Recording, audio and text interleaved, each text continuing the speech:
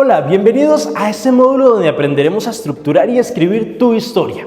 Después de haber visto todos los pasos previos que se suelen realizar cuando se está preparando un rodaje, hoy por fin vamos a ver cuál es la forma que tiene un guión literario, es decir, un guión de cine. En este video vamos a ver cuál es el formato profesional y universal que se utilizan en todos los países del mundo. En el módulo encontrarán una plantilla gratuita para usar en Word y también algunos ejemplos de software gratuitos para escribir tus guiones. Así que empecemos. Antes que nada hay que aclarar que cuando se va a hacer una película hay dos tipos de guiones, el guión literario y el guión técnico. El guión literario es el que escribe el guionista y el guión técnico lo hace el director. Pero esos son dos procesos diferentes. De lo que vamos a hablar hoy es del guión literario. Es el que contiene la historia, sin entrar en detalle, en planos, en cómo se va a rodar ni las indicaciones de la cámara. Insisto, ese es un trabajo del director, no del guionista, y ya lo veremos en una siguiente clase. Así que dentro del guión literario se detallan las acciones y los diálogos acompañados con descripciones generales de los escenarios y de los personajes. La historia se escribe de manera sencilla, de formato que se pueda visualizar, y es un documento que a partir de ahí se trabaja todo el equipo de la producción de la película, desde un productor hasta los actores, pasando por todos los técnicos. Por eso existe un formato profesional y hay que cumplir unas reglas mínimas que tenemos que cumplir al momento de hacer un rodaje. Otro aspecto fundamental es que siempre se escribe en la fuente Curium a tamaño 12. Y además el guión literario tiene unos márgenes concretos y gracias a este estándar y a este tipo de letra, una página de un guión literario suele corresponder aproximadamente a 1 minuto de una película en pantalla. Obviamente esto es una medida orientativa y depende mucho de cómo se ruede y luego de cómo se monte. Vamos a ir viendo uno a uno cuáles son las partes más importantes de un guión literario. Para empezar a crear una historia profesionalmente, la teoría nos habla que existen dos tipos fundamentales para poder estructurar tu historia y materializar las ideas que tienes planteada a lo largo de tu película escrita. Y con ello están: primero, tenemos que tener la idea inicial. ¿Qué vas a contar? Este es el primer paso que tienes que dar para definir tu historia, una idea que resulte atractiva, que te impulse a ponerte a trabajar. Es importante definir los personajes, el lugar, cómo se va a desarrollar, cuál es el punto o el problema de la historia. Yo le recomiendo siempre leer noticias, la Biblia o narrar algo que te haya pasado a ti, a algún amigo cercano, a un familiar. Historias sin contar es lo que hay. El paso número 2, el logline o la premisa. Ya tienes una idea, ahora es momento de escribirla. Para ello, dentro de una frase, escribe el resumen de tu historia de forma clara y concisa. Por ejemplo, tenemos el ejemplo del logline de Gravity, una película escrita y dirigida por Alfonso Cuarón en el año 2013. Dos astronautas sufren un accidente cuando reparan un satélite y quedan suspendidos en el espacio. Ambos intentarán encontrar una solución para regresar a la Tierra. El paso número 3 es el storyline. Se compone de 1 o 2 oraciones que sintetizan tu proyecto. La fórmula para estructurar el storyline que nunca falla es el cuándo, que es un detonante, él, ella, que es un protagonista, debe, un objetivo, y por qué, si no, lo que está en juego. El paso número 4 es la sinopsis, una breve descripción del tiempo y el lugar donde transcurre la historia. ¿Quién es el protagonista? ¿Cuál es su objetivo? Su principal obstáculo y la resolución del conflicto. Una sinopsis siempre debe incluir el final en la historia. Quinto, el argumento y los personajes. La sinopsis es más centrada y más plantea de dónde se parte y a dónde se llega. El argumento resuelve la mayoría de los cabos sueltos que deja la sinopsis. Es más, un argumento te muestra los cabos y los ata, los desarrolla a nivel narrativo. Es decir, es más descriptivo y además le entra al detalle. Ahí está el detalle, como diría el maravilloso Cantinflas. En el argumento está el detalle. Conoceremos a fondo los personajes, la trama, el perfil de cada personaje, qué interviene en su objetivo, sus problemas, los valores morales, el sufrimiento o la alegría, entre otras. Un argumento sobre todo es más atmosférico y descriptivo. Va de una causa a un efecto y viceversa. Y por supuesto, un argumento siempre está escrito en tiempo presente. Ahora la escaleta, el paso número 6. Ya teniendo todos los pasos anteriores y definidos toda la línea dramática de tu historia, es momento que enlistes todas las escenas. La escaleta es el paso anterior de empezar a escribir el guión literario. En ella deberás hacer un listado de todas las escenas que se incluirán dentro de la historia sin incluir los diálogos de los personajes. Eso lo haremos en el guión literario.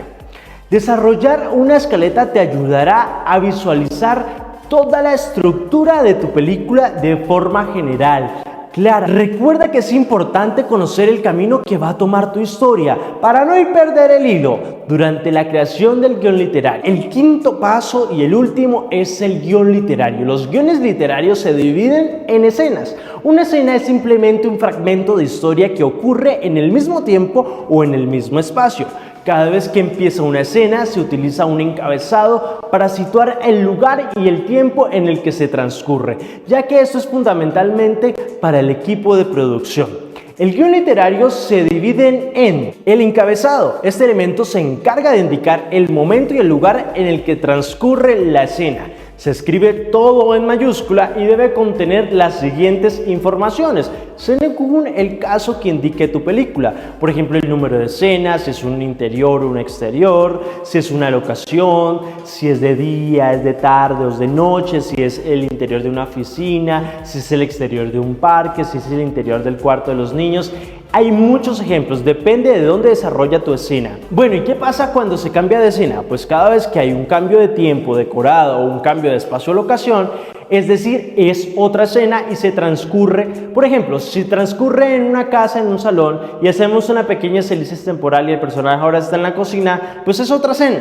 Pero también, aunque estemos en el mismo decorado, ¿sí? Por ejemplo, el personaje se acuesta de la noche y hacemos un corte y vemos que es de día, han pasado unas horas, pues también es otra escena. Si la siguiente escena transcurre en el mismo decorado, en el mismo lugar, pero hacemos una pequeña elipsis temporal, podemos separar esa escena reflejándolo en el encabezado. Por ejemplo, puede que hayamos hecho antes exterior playa día y hacemos una elipsis y pasamos a exterior playa una hora más tarde. El siguiente paso es la descripción de la escena y es la parte del guión literario en la que solemos dudar. La acción describe el decorado y las acciones que van teniendo lugar en cada escena. La primera vez que aparece un decorado, un lugar, una locación, describimos el lugar. Y lo mismo con los personajes. Especificaremos su edad aproximadamente, una breve descripción física. La primera vez que aparezca el personaje pondremos también el nombre en mayúsculas. Y hablando de mayúsculas también, si en la descripción de la acción hay algún sonido importante que es importante para la escena, lo podemos ayudar con las mayúsculas. De esta forma, al leerlo, no solamente sirve al equipo de sonido, sino que además da la sensación de que lo estamos oyendo. La descripción de la acción se escribe siempre en presente y en tercera persona. Siempre. En un guión, las cosas no pueden suceder ni en pasado ni en futuro. Solo nos dedicamos a describir lo que estamos viendo. Pero no hace falta que utilicemos continuamente la palabra vemos un lugar, vemos, no. Cada vez que describimos una acción, porque ya lo estamos viendo al leerlo. Sería redundante, pero aunque no indiquemos planos ni movimientos de cámara, sí podemos, como guionistas, dirigir la mirada del espectador a través de la acción de los personajes. Por ejemplo, si yo digo interior dormitorio de Víctor Díaz, el despertador marca las 4:59. Al pasar las 5, un zumbido soportable despierta a Víctor, que se incorpora sobresaltado con la frente completamente sudada. Lo hemos visualizado, ¿no? Es como si fuera un plano detalle, ¿verdad? Probablemente con un ritmo de montaje rápido. Es como si el guionista fuese testigo directo de la película y la estuviera retransmitiendo en tiempo real. Y por eso es que no es necesario usar ni el pasado ni el futuro. Si necesitamos que la acción se traslade hacia el pasado o hacia el futuro, no hay problema, pero lo contamos en presente. Por ejemplo, añadiendo un título sobrepuesto que diga 2 años antes o 2 años después.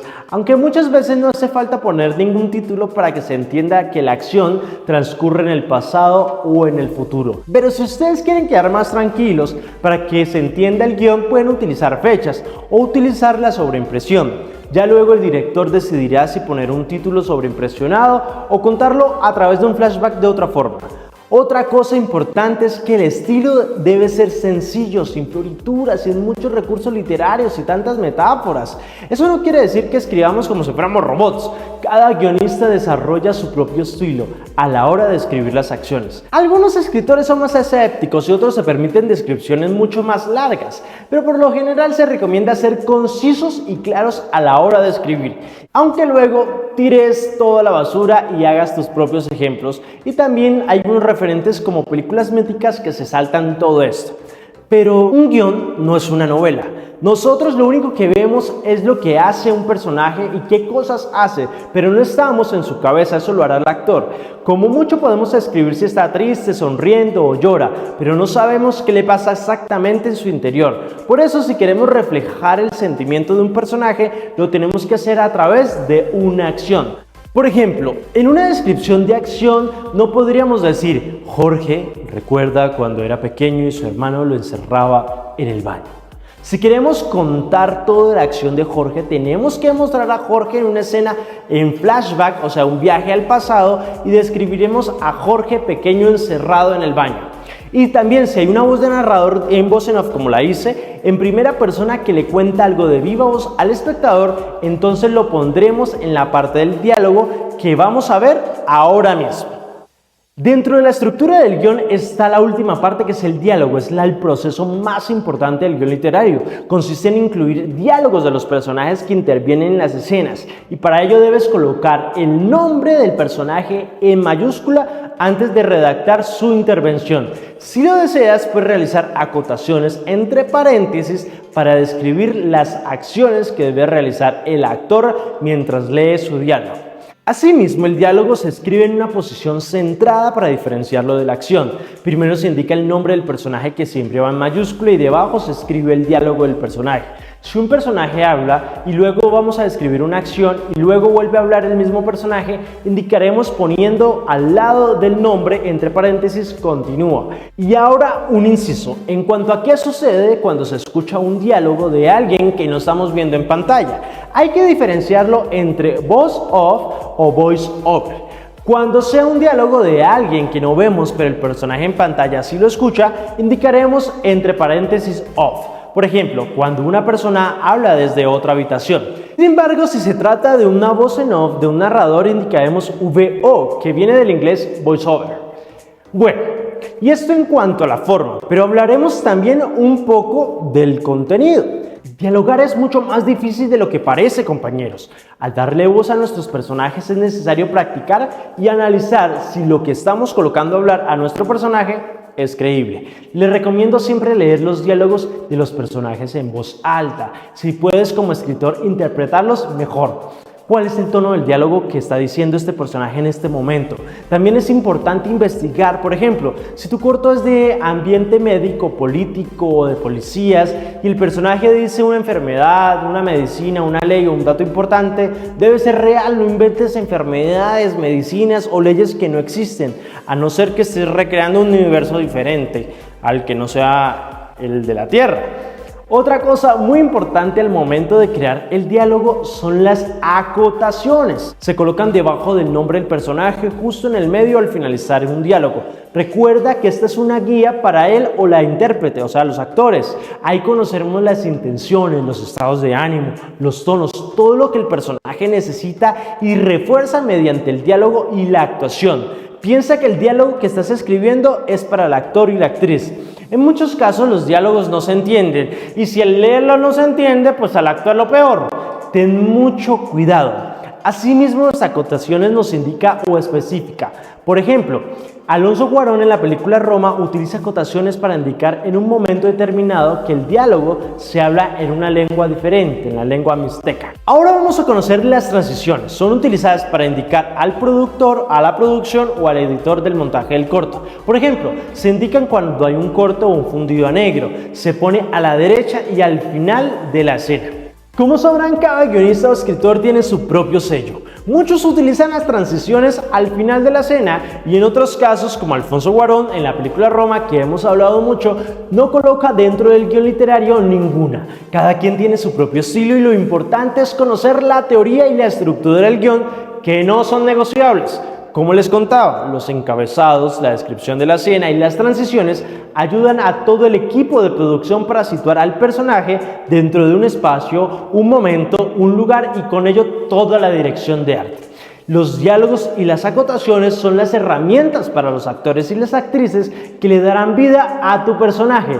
Siempre busca crear, ser único y contar las mejores historias. Dentro del módulo encontrarán un ejemplo del guión literario. Recuerda, realizar tu guión para un filminuto. Repito, cada página de un guión hace referencia a un minuto. Esa es la regla general, así que espero que pongas en práctica lo aprendido en este taller y espero muy pronto leer tu ópera prima y poder ver tu producto en la pantalla grande. ¡Nos vemos!